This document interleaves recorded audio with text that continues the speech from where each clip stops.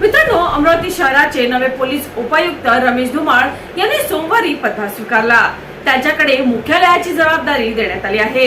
मित्रांनो, सन 2010च्या तुकडीचे ते थेट DYSP आहेत। रमेश धुमाळ हे मूळचे पुणे जिल्ह्यातील आहे।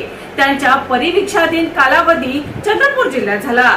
त्यानंतर अकोला जिल्ह्यातील बाळापूर येथे MDPO म्हणून त्यांची पहिली पोस्टिंग झाली।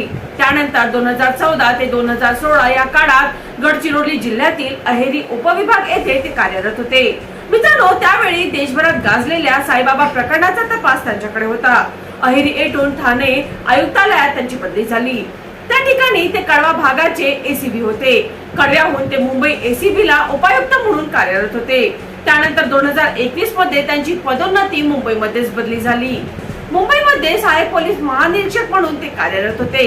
त्यानंतर फेब्रुवारी 2024 रोजी अपर पोलीस अधीक्षक नागपूर ग्रामीणला त्यांची बदली झाली।